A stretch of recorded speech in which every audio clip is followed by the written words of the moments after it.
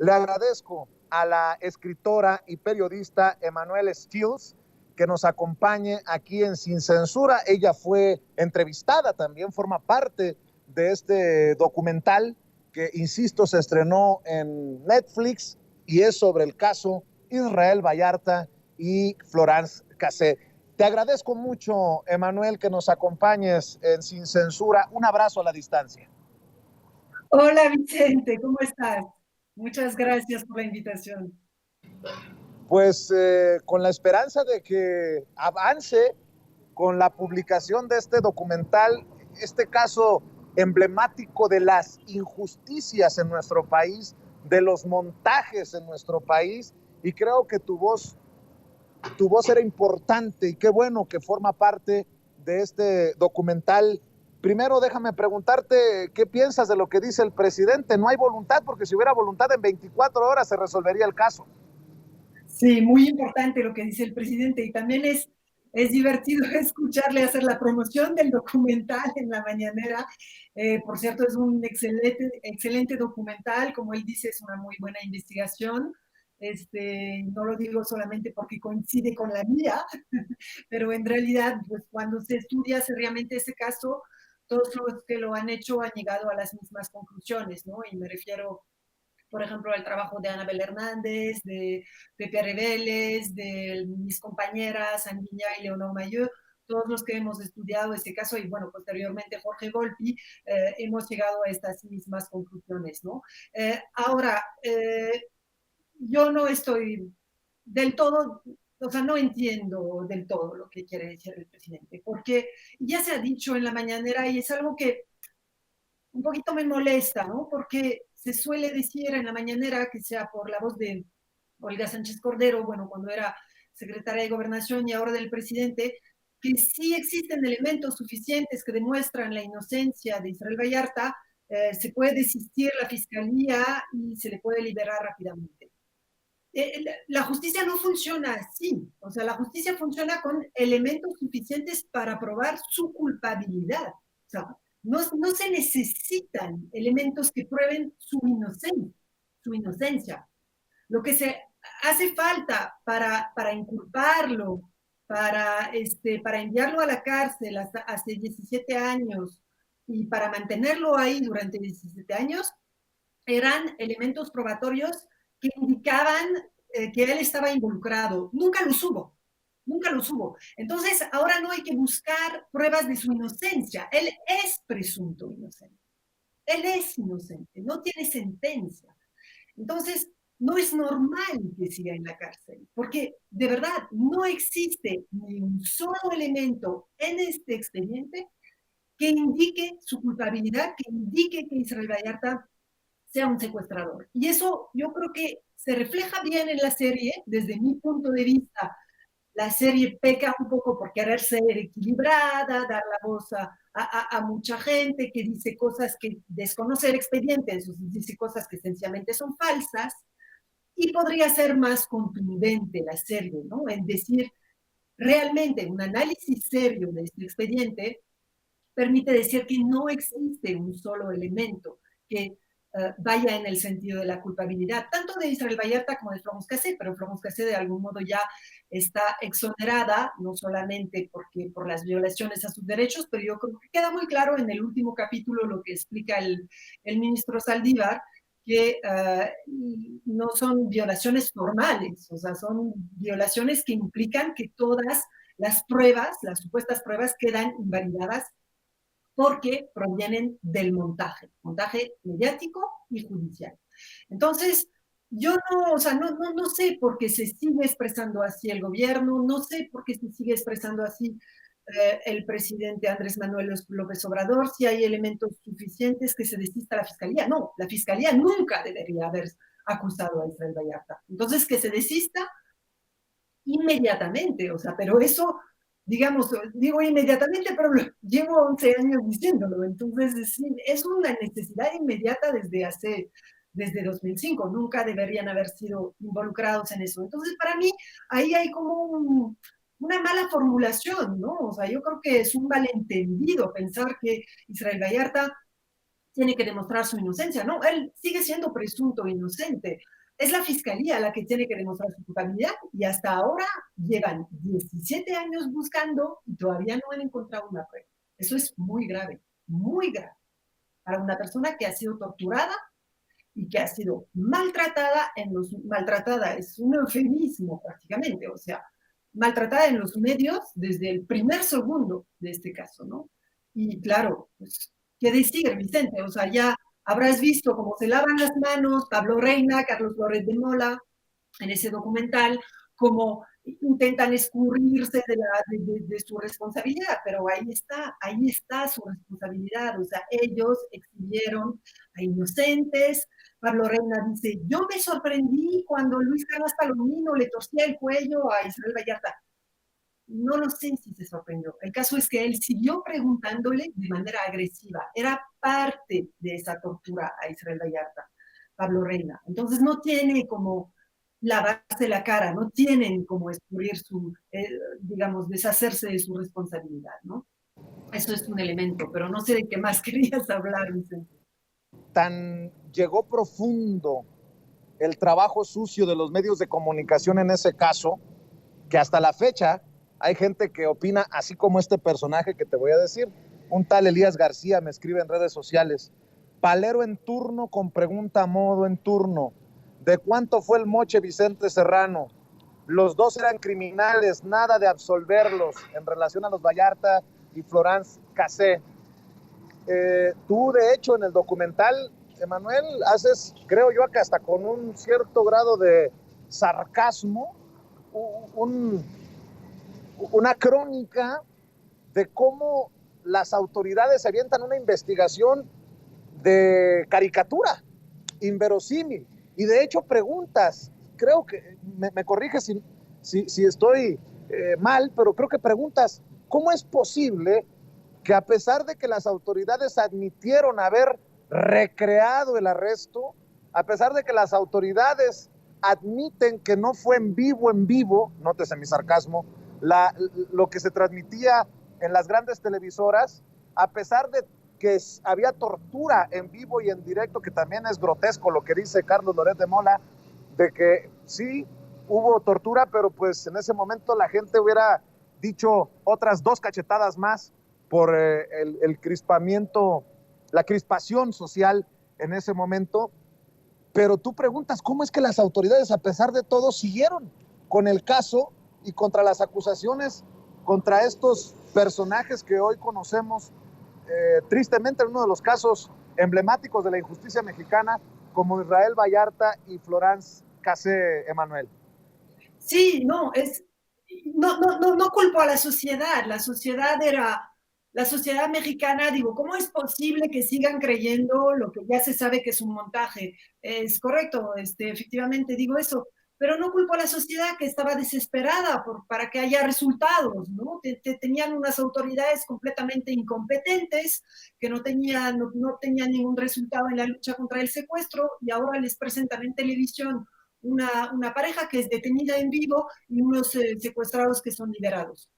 Es normal que el público, y yo creía, o sea, habría creído en eso si hubiera estado en México en 2005, yo habría pensado que eso es verdad y entiendo que haya ciertas personas que no hayan buscado más información sobre el caso, que puedan aferrarse a estas imágenes, que fueron un engaño, pero que puedan aferrarse a eso para pensar que eso puede ser cierto y que en algún momento las autoridades podían hacer bien su trabajo, ¿no? Es una especie de esperanza, eh, que no culpo mucho a los medios de comunicación.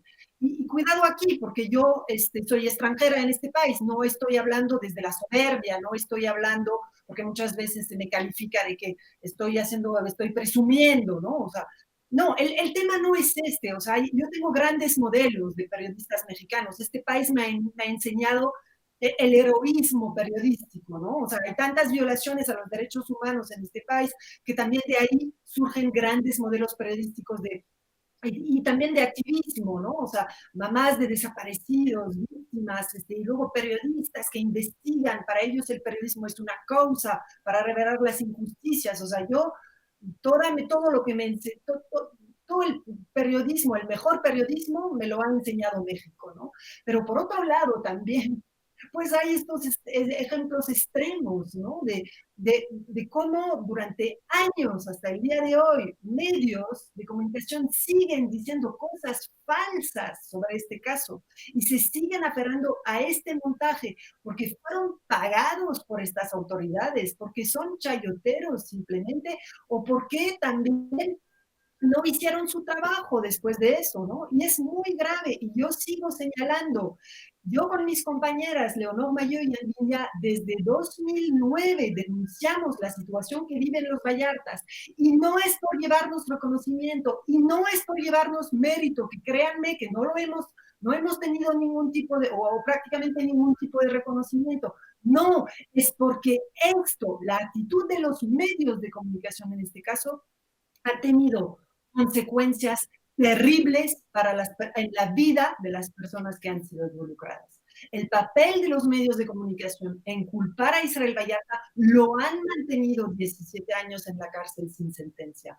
Han enviado a la cárcel y han enviado a las torturas sus familiares. Han enviado a la muerte David Orozco, un hombre que fue torturado para aparecer en un video que utilizaron los medios de comunicación 4 años después del montaje, sabiendo que los estaban manipulando García Luna y Luis Carnas Palomino, siguen exhibiendo videos de supuestos cómplices torturados que por consecuencia de la tortura falleció en la cárcel el señor David Orozco, siendo inocente, solamente para acusar a Flobos Cassé e Isabel Vallarta y para sostener una mentira. No querer escuchar las versiones de los medios que han hecho un trabajo serio ha tenido consecuencias gravísimas sobre este caso. Y no es una cuestión de llevarse el mérito o de querer pelearse con los demás o con Carlos Flores de Mola. Claro que yo me peleo con todos los medios que al día de hoy se niegan a publicar la verdad sobre este caso y me voy a seguir peleando. Aquí no es que salga un documental y todas puedan lavarse la cara diciendo, ay, miren, qué buen documental, qué excelente versión. Claro que es un buen documental, claro que hay que verlo, es muy importante, es una oportunidad única de que haya una difusión masiva de la verdad sobre este caso, pero los medios no lo pueden utilizar para lavarse la cara y decir, ay, miren, qué bien, ahora estamos todos de acuerdo en que eso fue un montaje. No, ellos siguieron hasta fechas recientes sosteniendo ese montaje. Y eso, yo me voy a seguir peleando con estos medios de comunicación.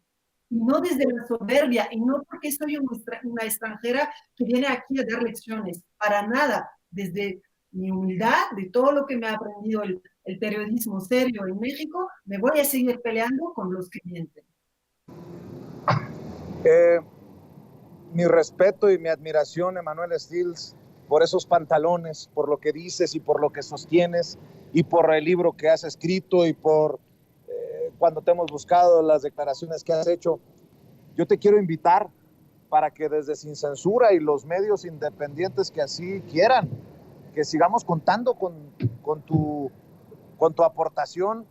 Yo abro desde ya estos micrófonos y estas cámaras, sobre todo en este momento histórico, esperando que lo que me dijo el presidente a planteamiento de tu servidor en la mañanera sea la esperanza de que se resuelva este caso y por fin se haga justicia. Te encargo, por favor, que lo consideres de formar parte de estas mesas de diálogo de Sin Censura y que sigamos escuchando tus puntos de vista que con valentía defiendes y sostienes. Y en ese sentido, déjame preguntarte, porque creo que varias cosas de las que dice el presidente, de lo que está en el documental, a mí en lo particular me llevan a pedir una reflexión. Por ejemplo, el presidente dice, lo más doloroso es que hacia el mundo nos pintaban como un país en donde se torturaba.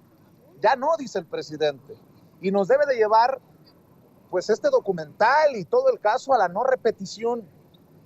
Pero en el documental también se toca un tema de racismo muy fuerte. Y te lo pregunto a ti con mucho respeto, porque tú eres una mujer blanca, extranjera, ojo claro, y yo disto mucho de eso, pero lo estoy planteando porque ahí hay una conversación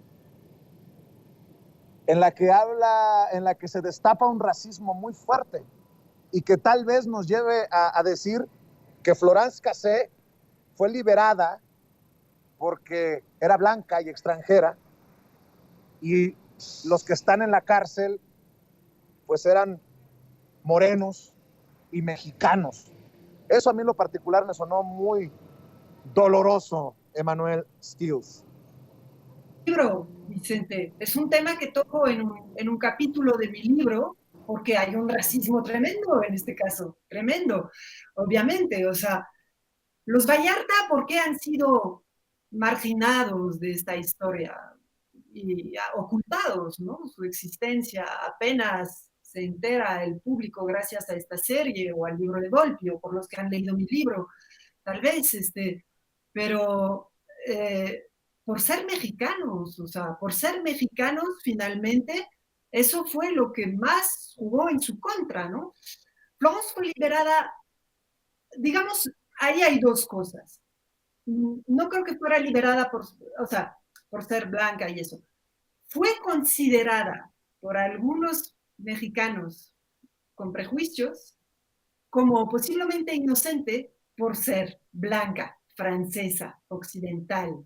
Se le considera más seria, ¿no? Más educada, más, o sea, eso sí es una percepción que seguramente parte de la sociedad ha tenido de, ay, no, esta chava, güera, no, no, seguramente no está involucrada en supuestos, ¿no? Eh, es algo que han utilizado también las autoridades para defender su culpabilidad. Por ejemplo, jugando con el argumento de esto es el nuevo modelo del crimen organizado, utilizando mujeres blancas para acercarse a las víctimas, que trabajaba en un hotel y ahí reclutaba a las víctimas que tenían confianza en ella por ser blanca y güera, etc. O sea, todo ese elemento ha tenido un peso fuerte, ¿no? Ahora, lo que dice Eduardo Margolis en la serie, pues él tiene que responder por eso, ¿no? Yo no sé qué quiso decir, pero pues es racista, obviamente. Ahora, Florence Cassé no fue liberada por su apariencia, fue liberada por ser francesa, o sea, eh, pero no es, ahí no interviene directamente una cuestión de racismo, o sea, interviene su país que la apoya, su gobierno la apoya, tiene unos buenos abogados que la llevan hasta la Suprema Corte, y tuvo una voz en los medios, aunque se volvió también contra ella, cuidado ahí. No estoy hablando de racismo a la inversa, pero digamos, se utilizó mucho el argumento de una francesa que viene de nuestro país a secuestrar mexicanos, digamos, también o sea, se proyectó una mala imagen de ella por ser extranjera, ¿no? No es cuestión de racismo a la inversa, pero sí es algo que se utilizó contra ella. Pero obviamente el racismo más fuerte fue contra los Vallarta, o sea, porque prácticamente en la mente de la sociedad mexicana, pues ellos, por ser mexicanos, pues obvio, eran unos secuestradores, o sea, y eso fue tremendo, y es un tema que trato en mi libro, o sea, como que hay unos especialistas en derecho que han defendido el proyecto de Arturo Saldívar para liberar a Florence Cassé, el amparo liso y llano, y decían, no, es que argumentaban, ¿no? O sea, en derecho, o sea, con argumentos sólidos de y este montaje y la fabricación y el efecto corruptor y la representación ajena a la realidad, la puesta en escena de los medios y todo eso. Y luego decían, y por eso tiene que ser liberada Florence Cassé. Y en la línea, el párrafo siguiente decían, Israel Vallarta, el secuestrador, el líder de la banda de los Zodíacos. O sea, los derechos constitucionales que aplicaban para ella no aplicaban para él. ¿Por qué? Porque era mexicano. Por racismo, o sea, no sé cómo explicar eso. Es inexplicable, es algo que en la mente de los mexicanos, por ser los Vallarta, por ser una familia mexicana, eran culpables. Y siguen siendo, o sea, la mayoría, creo, de la gente no se plantea la posibilidad de la inocencia de ellos, a pesar de que eso fue un montaje, a pesar de que se debe a una venganza personal, que eso queda clarísimo, creo, en el documental, o sea, en la serie. En cuanto a lo que dice el presidente, qué triste, qué doloroso que nos proyecten como un país, que anoté la cita, un país donde se tortura. No, lo doloroso es que se torture, no que se proyecte la imagen. No entremos otra vez en el tema de la representación, o sea, lo doloroso, porque todo el tema del montaje y de las autoridades que quieren dar la imagen de que se lucha contra el crimen, en fin, no estoy comparando con lo que dice el presidente ahora, pero lo importante es que en México no se torture, no que se proyecte la imagen de que no se tortura. Eso es algo de otra época, proyectar imágenes. O sea, ahora hay que trabajar sobre la realidad, ¿no? Y todavía en México hay, menos que antes, pero existe la tortura todavía en México. Entonces, sí, es muy doloroso que se proyecte esta imagen, es muy también doloroso para mí trabajar sobre estos temas. Yo no es, créanme, no es lo que quisiera contar de México. Después de hacer un libro sobre el caso de la banda de los Zodiaco, la tortura, el montaje y todo, pues yo hice inmediatamente después otro libro para contar lo bonito y lo que amo de México, ¿no? Porque pues no puedo escribir puras cosas así sobre México, pero repito, de las tragedias surgen, surge heroísmo, o sea, heroísmo periodístico. Hay tantos modelos de los que me puedo inspirar ahora en México.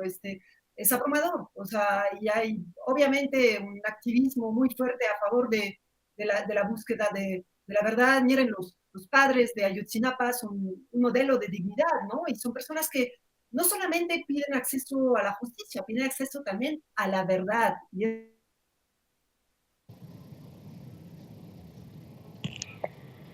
Así es, creo que perdimos la conexión con Emmanuel Stills. Vamos a ver si logramos reconectar para que cierre. Te escuchábamos para cerrar, Emmanuel. ¿Dónde me detuve? No sé. Hace 2 segundos, 3 segundos, literalmente se cortó ya en lo Pienso último que nos que con mencionabas. este documental no es borrón y cuenta nueva para los medios de comunicación, ¿no? O sea, no se pueden lavar la cara, tienen que empezar a publicar la verdad. Televisa tiene que hacer su propio documental detallando exactamente cómo fue el montaje de esa mañana. Presentar disculpas a las vidas que han destrozado, la de Israel Vallarta, la de Flomos Cassé, los Vallarta, y hacer su propio ejercicio de documentar lo que ha pasado. No es suficiente aparecer en un documental y decir, ay, no, son las autoridades, nosotros no hicimos nada. No, ellos también son responsables. Y no es que, o sea, por un lado las autoridades los estaban engañando porque no sabían todo, ¿no? No sabían que no había personas secuestradas en esta casa. Es posible que eso Pablo Reina lo desconocía, es muy posible. Pero aún así se prestó a esa puesta en escena ajena a la realidad. Así es. Querida Emanuel, la invitación queda abierta para las mesas de diálogo que seguramente vendrán. Incluso saliendo de prisión, Israel Vallarta, creo que tenemos que seguir este caso por los otros Vallartas que haya en prisión, entendió el que entendió. Y mi querida Emanuel, si me permites también pedirte para cerrar que compartas con la audiencia de Sin Censura en dónde encuentran tu libro, cómo leer lo que publicas y en dónde te buscan en redes sociales, cómo te encuentran.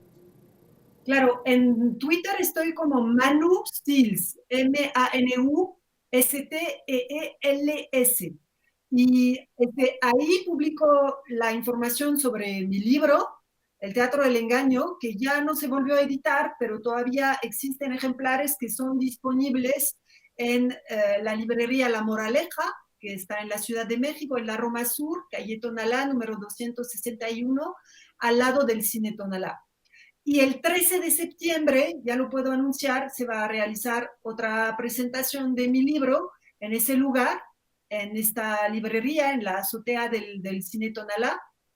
Y, y vamos a aprovechar, o sea, el objetivo no es volver a presentar mi libro que salió en 2015, pero pues volver a hablar del caso y obviamente también que pues, las personas interesadas se puedan acercar a preguntar a miembros de la familia Vallarta. Me va a acompañar Alejandro Cortés Vallarta, que fue torturado, detenido en 2009, liberado en el 2016, no solamente liberado, sino también completamente absuelto de los cargos en contra de él. Estaba acusado de formar parte de la banda de los Zodiaco. Lo detuvieron para acusar, reforzar las acusaciones contra Florence Cassé y Israel Vallarta. Y me van a acompañar más miembros de la familia Vallarta, y pues ahí está, en esa librería está mi libro, que abre de martes a domingo, de 2 de la tarde a 9 de la tarde. Y pronto va a estar mi libro también disponible en Amazon. Pues yo te mando un abrazo, Emanuel Stills. Te agradezco mucho que hayas aceptado este enlace y espero que sigamos conversando y nos veamos pronto, ya sea en el evento o antes, si lo amerita la noticia. No, un abrazo para ti, Vicente, y a tu audiencia, y muchísimas gracias. Fue una gran alegría volver a hablar en tu programa. Gracias, te mando un abrazo, Emanuel Stills, periodista, escritora, mujer valiente, hablando con nosotros sin censura.